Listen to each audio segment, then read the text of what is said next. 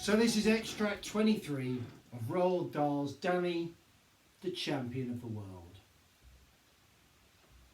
I think it's a splendid idea, my father said, giving Sergeant Samways one of his funny looks. I'll be very glad to help. So will Danny. What's he up to now, I wondered, because whenever my father gave somebody one of his funny looks, it meant something funny was going to happen. And Sergeant Samways, I noticed, also had quite a sparkle in his usually stern eye.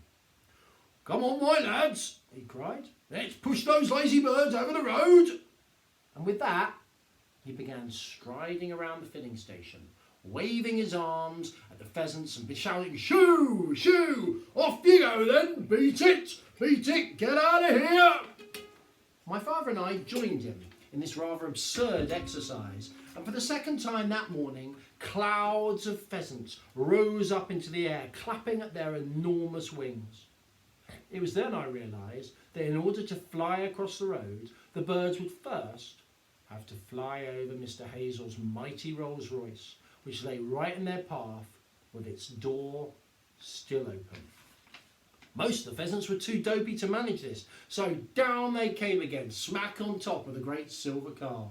They were all over the roof and the bonnet, sliding and slithering and trying to keep a grip on the beautifully polished surface.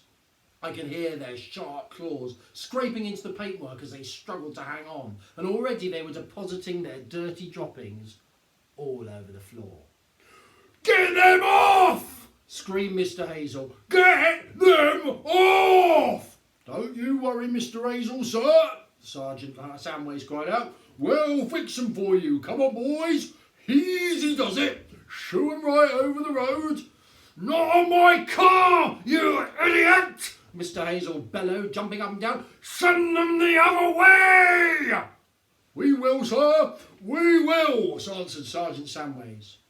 In less than a minute, the Rolls was literally festooned with pheasants, all scratching and scrabbling and making their disgusting runny messes all over the shiny silver paint. What is more, I saw at least a dozen of them fly right inside the car through the open door by the driver's seat. Whether or not Sergeant Samways had cunningly steered them in there himself, I didn't know. But it happened so quickly that Mr. Hazel himself never even noticed. "Get those birds off my car!" Mr. Hazel bellowed. "Can't you see they're ruining the paintwork, you madman?" "Paintwork?" Mr. Sergeant Samways said. "What paintwork?" He had stopped chasing the pheasants now, and he stood there looking at Mr. Hazel and shaking his head sadly from side to side. "We've done our very best to encourage these birds over the road," he said, "but they're too ignorant to understand." "My car, man!" shouted Mr. Hazel. "Get them away from my car!" "Ah," the sergeant said. "Your car? Yes, I see what you mean, sir. Beastly dirty birds, pheasants are, but why don't you just hop in quick and drive her away fast? They'll have to get off them, won't they?" Mr. Hazel, who seemed only too glad of an excuse to escape from this madhouse, made a dash for the open door of the Rolls and leaped into the driver's seat. The moment he was in, Sergeant Samways slammed the door, and suddenly there was the most infernal uproar inside the car, as a dozen or more enormous pheasants started squawking and flapping all over the seats around Mr. Hazel's head. "Drive on, Mr. Hazel, sir!" shouted Sergeant Samways through the window in his most commanding policeman's voice. "Hurry up! Hurry up! Hurry up! Get going quick, there's no time to lose! Ignore them peasants, Mr. Hazel, and accelerate that engine!" Mr. Hazel didn't have much choice. He had to make a run for it now. So he started the engine, and the great Rolls shot off down the road, with clouds of pheasants rising up from it in all directions. Then an extraordinary thing happened. The pheasants that had flown up off the car stayed up in the air. They didn't come flapping drunkenly down as we'd expected them to. They stayed up and they kept on flying.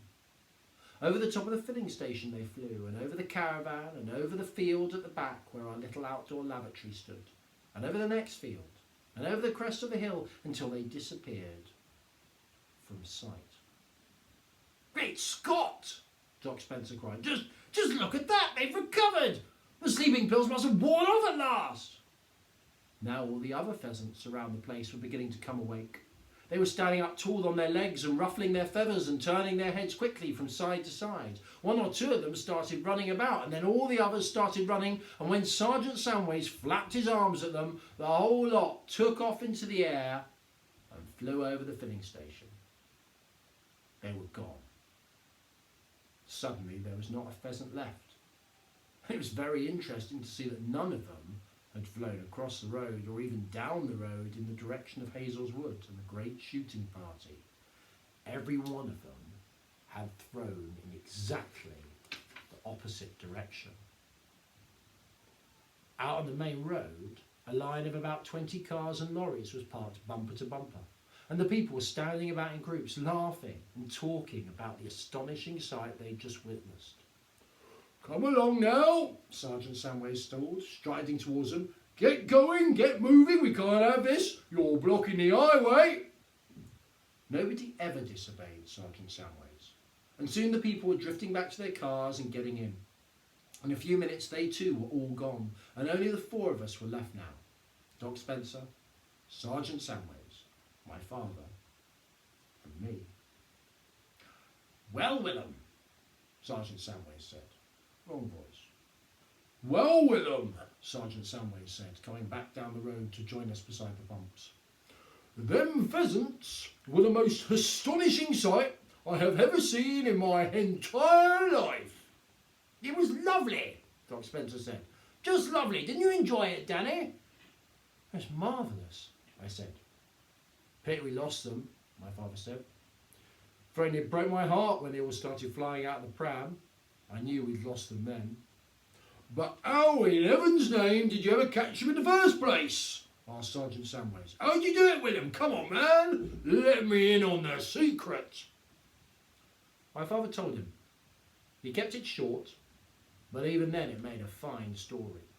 And all the way through it the sergeant kept saying, "Well, I never. Well, I'll be blowed. You could knock me down with a feather, stone the crows," and things like that. And when the story was finished, he pointed his long policeman's finger straight at my face and cried, "Well, I'll be jiggered. I never would have thought a little nipper like you could come up with such a fantastical brave wave as that. Young man, I congratulate you." "He'll go a long way, young Danny will. You see if he doesn't," Doc Spencer said. "He'll be a great inventor one day." To be spoken about like that by the two men I admire most in the world after my father made me blush and stutter. And as I stood there wondering on what earth I was expected to say in reply, a woman's voice behind me cried out, "Well, thank goodness that's over at last."